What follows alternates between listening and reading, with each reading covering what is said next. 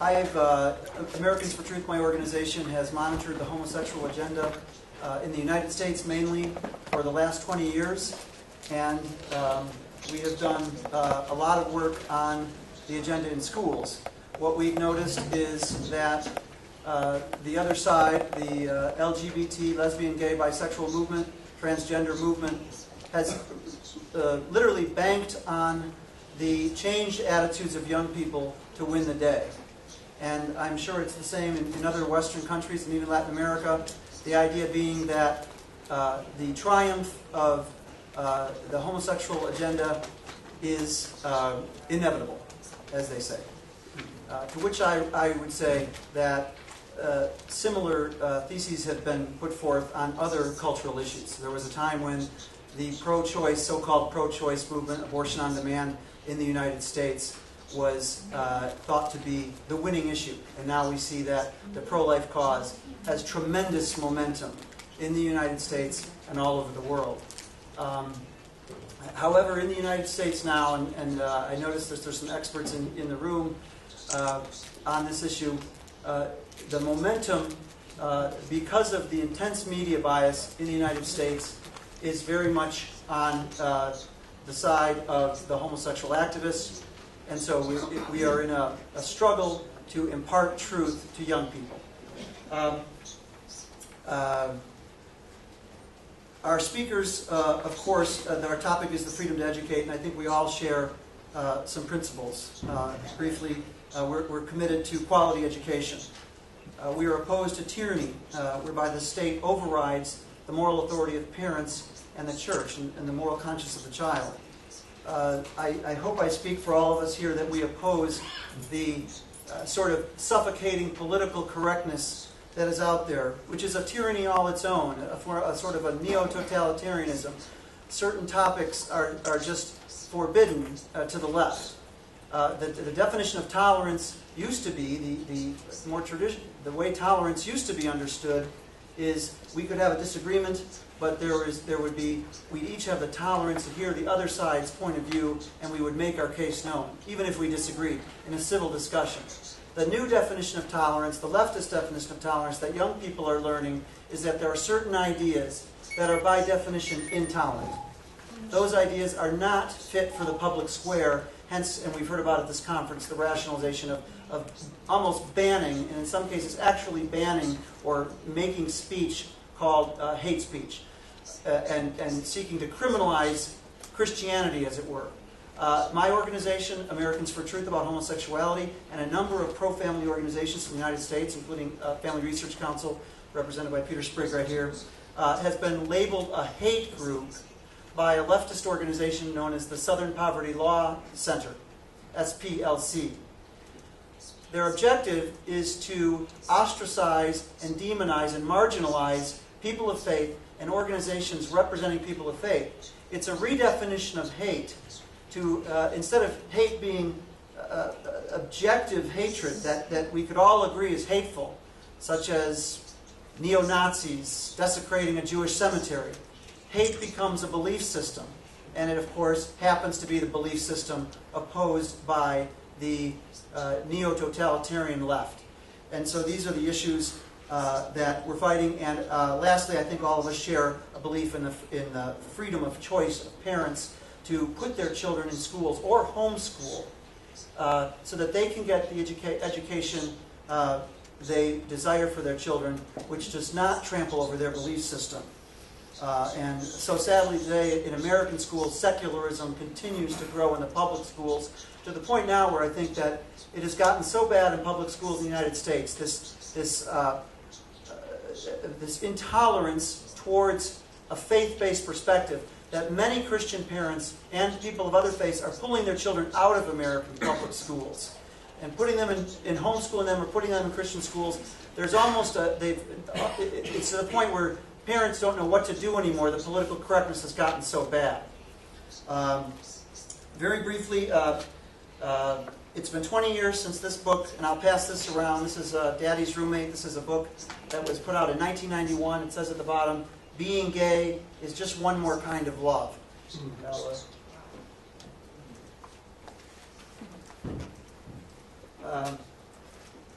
the homosexual agenda does target very young people, very young children. And they know they can't talk about sex to young children, so what do they talk about? They talk about same-sex families, same-sex relationships. There's a man named David Parker, who was a parent in Massachusetts, who his 5-year-old son, I believe it was, came home one day, and he learned that his son had 2 books in his book bag that were pro-homosexual books at age 5. He was outraged, and his wife, and they went to the school. The school did not satisfy his demand to be notified of his right as a parent, to be notified that objectionable material was going to be taught in school. The long and short of it is, he went to court. He spent $200,000 of his own money merely to fight for the right of parents, not to ban the material, but just so that the parents in Massachusetts would be notified of objectionable content, sexual matters, homosexuality in the classroom. David Parker lost that case. The judges said, one judge who affirmed the decision against him said that these materials were allowable because they established new community norms, tolerance for homosexuality being a new norm. They said that it was not, the books were not designed to inculcate respect for the culture, ethnic, and racial diversity of the Commonwealth. The school standards, the pro-gay school standards in Massachusetts mandated that materials like this be used to inculcate standards of diversity.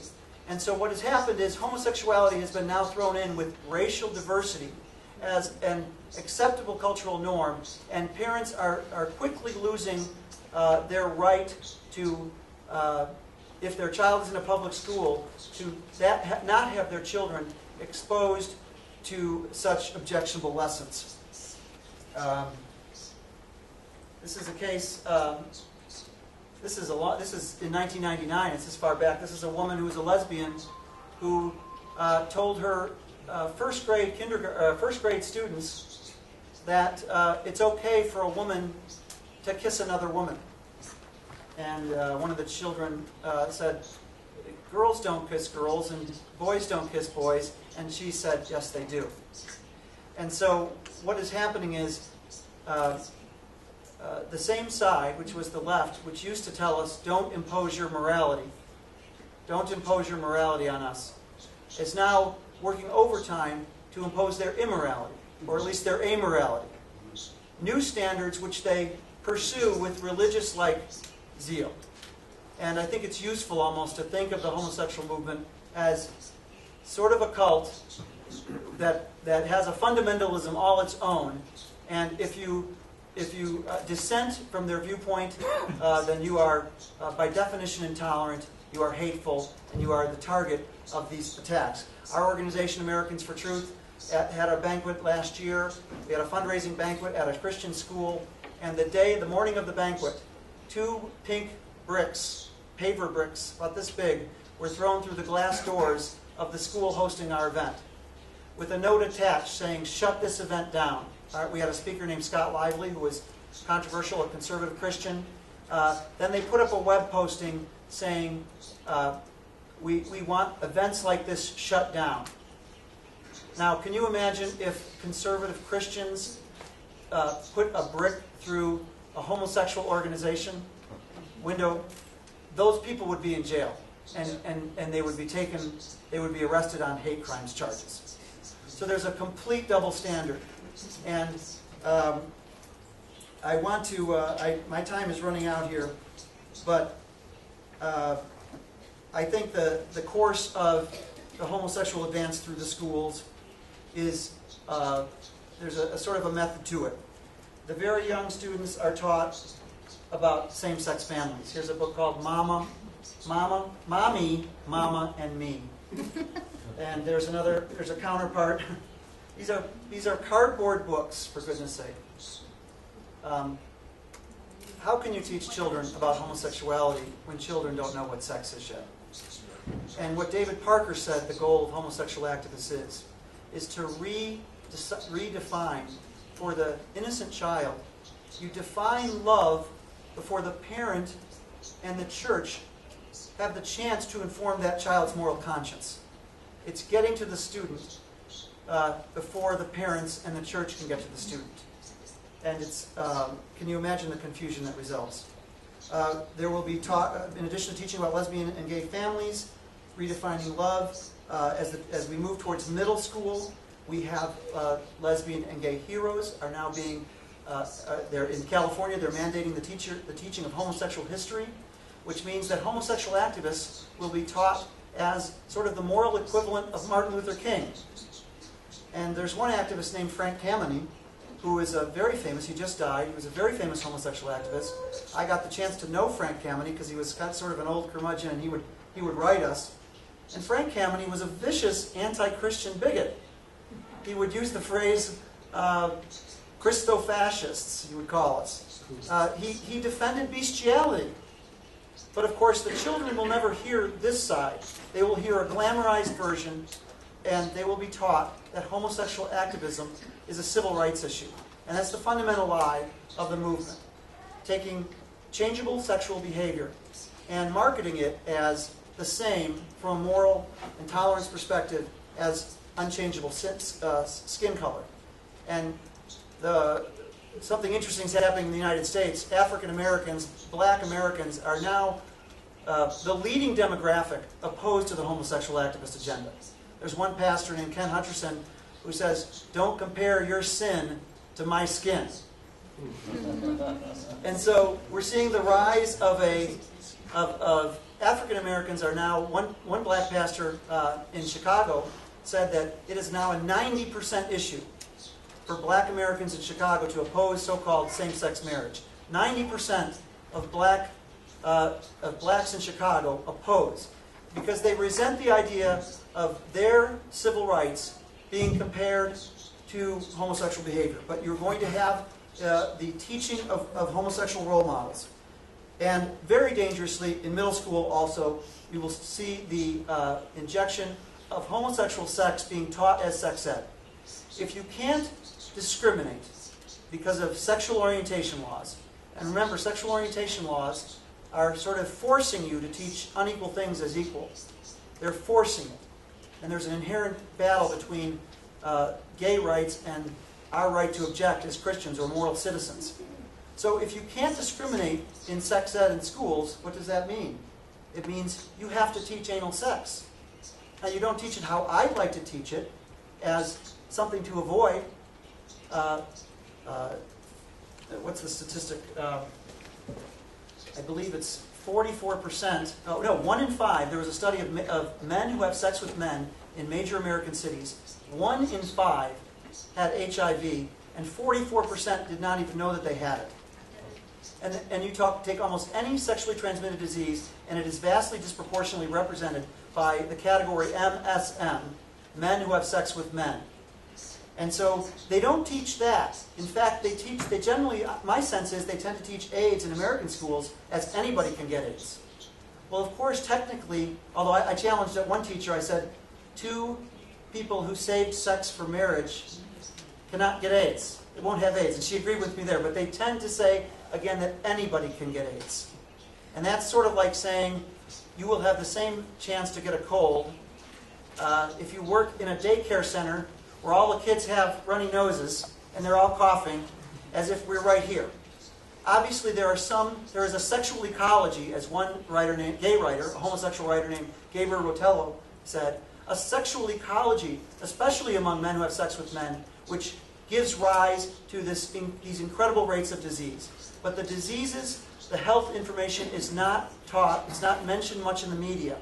Even though gay activists have said that HIV is a gay disease. We've had homosexual activists who've admitted that. They don't teach that. And so what the result is there, we are now seeing instances where deviant homosexual sex practices are being taught in sex ed, but not as a special, with the special risks attached, just as another alternate way of having sex. And Lastly, in college, you get to, and later high school, you get to explicit pro-homosexual indoctrination. And there was a case in Illinois of a book called Angels in America, which was a very raunchy homosexual book, play, I believe. And it was taught to the brightest students. And that's another sad thing about the whole American educational system is I think sometimes the brightest students are targeted for the most propaganda. It's almost like they recognize that these students have a lot of smarts and they will be able to advance the gay agenda in their later years. And so smart students, for example, in English classes, I think the /1 place to get gay propaganda is in an English class, because as long as an English teacher or an English professor has a reading plan, she or he can teach anything they want. And so you have a very biased teacher or a gay teacher, and they can use the classroom to teach homosexual viewpoints. Of course, the one thing that's not going to be brought into the school are former homosexuals, like we heard with Richard Cohen, people who've left the homosexual lifestyle. And I'll end with this. The greatest thing about my job as a Christian is I'm an evangelical Christian, and I think our attitude has to be there, but for the grace of God go I. We don't hate people. We all have sins, but we don't celebrate our sins. We don't go to Luster's pride parades, or we don't have adultery pride months. But there's a gay pride parade in every city almost now in the world. But the thing that homosexual activists hate the most is the truth that people have walked away from homosexuality. And we had as a banquet speaker a woman named Charlene Cothran, who's an African-American woman. And she was a top lesbian activist. She had a magazine called Venus, she was the toast of the town. She was a black, lesbian, very intelligent woman. And she had a Christian mother who was praying for her. And one day her mother told her, Charlene, I don't think we're going to see each other in heaven. And she knew what that meant, that she might not see her mother in heaven because of her lifestyle.